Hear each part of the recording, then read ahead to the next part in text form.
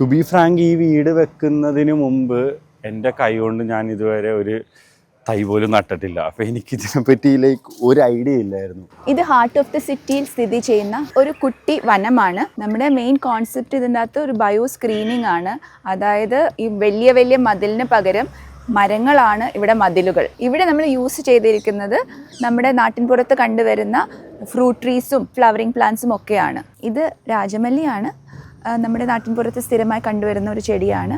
ഇത് പേര നമ്മൾ ഇവിടെ കാഴ്ച നിൽപ്പുണ്ട് എല്ലാം. ഇത് തെച്ചി, ഇത് നമ്മളൊരു 6 മാസം കൊണ്ട് ഡെവലപ്പ് ചെയ്ത ഒരു ചെറിയ വനമാണ്.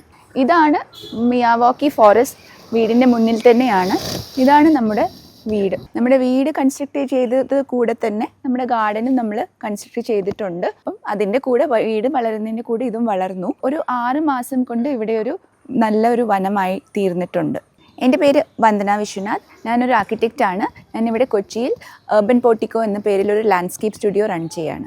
ഈ മിയാവാക്കി ലൊക്കേറ്റ് ചെയ്തിരിക്കുന്നത് എറണാകുളം ജില്ലയിൽ കല്ലൂരിലാണ്. മിസ്റ്റർ അബ്ദുൾ റസാഖിൻ്റെ റെസിഡൻസ് ആണ്. അവരുടെ മെയിൻ കോൺസെപ്റ്റ് എന്തായിരുന്നു എന്ന് വെച്ചാൽ അവർക്ക് ഇവിടെ ഒരു ബയോ സ്ക്രീനിങ് വേണമായിരുന്നു. ഞങ്ങളിപ്പോൾ താമസിക്കാൻ ഇവിടെ തുടങ്ങിയിട്ടൊരു 1 year ആയി. പിന്നെ ഈവനിങ്സ് ആൻഡ് മോർണിംഗ്സ് ഒക്കെ ആണെങ്കിൽ ഇതിനകത്ത് ഒത്തിരി ബേർഡ്സും ഒത്തിരി ഫ്രൂട്ട്സും, ഇപ്പോൾ കുറേ ഫ്രൂട്ട് ട്രീസ് ഒക്കെ ഇവിടെയൊക്കെ വെച്ചിട്ടുണ്ട്. പക്ഷെ ഞങ്ങളതൊന്നും എടുക്കാറില്ല. ഞങ്ങളുടെ ഐഡിയ തന്നെ എന്ന് പറഞ്ഞു കഴിഞ്ഞാൽ നമുക്ക് ഫ്രൂട്ട്സ് കടയിൽ നിന്ന് മേടിക്കാം. അപ്പോൾ ഇതിൻ്റെ ഫ്രൂട്ട്സ് എന്ന് പറഞ്ഞു കഴിഞ്ഞാൽ ഇത് ഇവിടുത്തെ ബേർഡ്സിനും, ഇപ്പോൾ തന്നെ അത് എന്തൊക്കെയോ ബേർഡ്സ് അവിടെ സൗണ്ട് ഉണ്ടാക്കുന്നുണ്ട്. അപ്പോൾ ഇത് അവർക്ക് വേണ്ടിയുള്ളൊരു ഹോം എന്ന് കൂടിയാണ് ഞങ്ങളുടെ ഒരു കോൺസെപ്റ്റ് ഉണ്ടായിരുന്നത്.